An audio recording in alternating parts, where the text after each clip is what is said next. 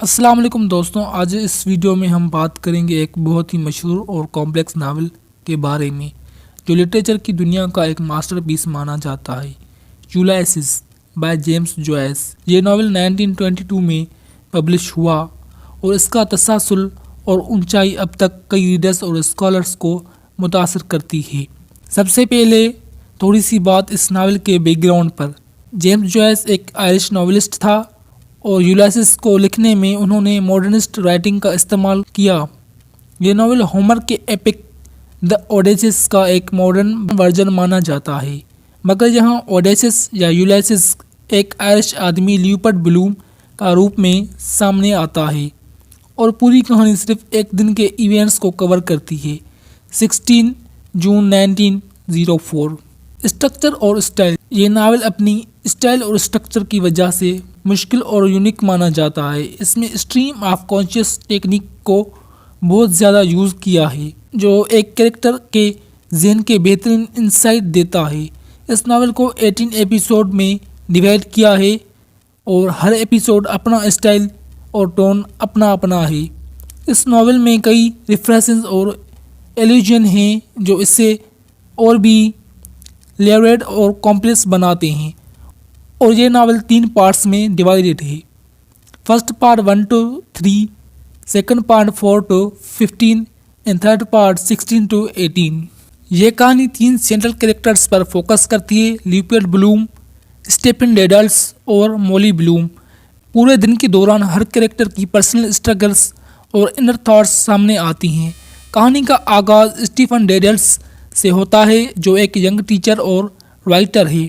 Stephen अपनी मां की डेथ के बाद गिल्ट और कन्फ्यूजन का शिकार है। सुबह के वक्त स्टीफन अपने दोस्त बक मुलिगन और एक इंग्लिश गेस्ट के साथ अपने घर में होता है। बक का मजाक स्टीफन के गिल्ट को और बढ़ाता है।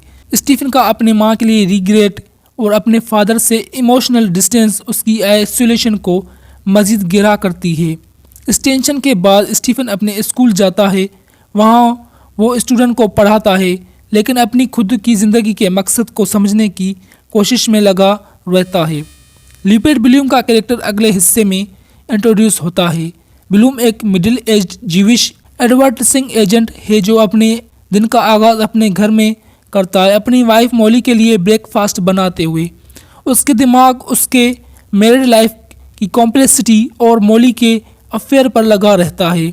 ब्लेस बॉयलन, मॉली का लवर, ब्लूम के लिए सस्पिशन और दुख का सबब है। ब्लूम अपने घर से निकलकर अपने रोज़ाना के काम करने लगता है। सबसे पहले वो एक बुच्चर शॉप पर जाता है और वहाँ से खाना खरीदता है। उसके बाद वो एक फनल में शामिल होता है जहाँ वो लाइफ और डेथ के बारे में सोचता है। उसके बाद में अपने बेटे रूडी की याद बार बार आती है जो छोटी उम्र में ही मर गया था। फनल के बाद ब्लूम डबलिन के स्ट्रीट में वेंडर करता है, लोगों को ऑब्जर्व करता है और अपने लाइफ के इश्यूज़ के बारे में रिफ्लेक्ट करता है। दोपहर के वक्त ब्लूम न्यूज़पेपर ऑफिस जाता है जहां वो एडवर्टाइजमेंट के काम के लिए लोगों से मिलता है, लेकिन हर इंटरेक्शन के दौरान उसका दिमाग मॉली और ब्लेस के अफेयर पर चलता रहता है।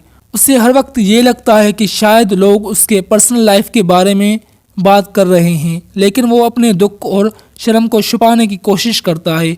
शाम के वक्त ब्लूम एक होटल के बार में जाता है जहां वो म्यूज़िक सुनता है और अपने दुख भुलाने की कोशिश करता है। उस वक्त वो अपनी वाइफ के साथ गुजारे हुए अच्छे दिनों की याद करता है, लेकिन साथ ही साथ उसका दिल उनके बीच की डिस्टेंस को लेकर भरी होती है। ब्लूम का दिन एक पब्लिक हाउस में ख़त्म होता है जहां वो स्टीफन डेडल्स से मिलता है। ये मुलाकात दोनों के लिए अहमियत रखती है क्योंकि दोनों अलग अलग तरीक़ों से अपने इश्यूज़ का सामना कर रहे थे। ब्लूम स्टीफन को अपने घर ले जाता है जहां दोनों ज़िंदगी और मकसद के बारे में बात करते हैं। स्टीफन की फ़िलासफ़िकल और ब्लूम की प्रैक्टिकल विजडम एक यूनिक कनेक्शन बनाती है।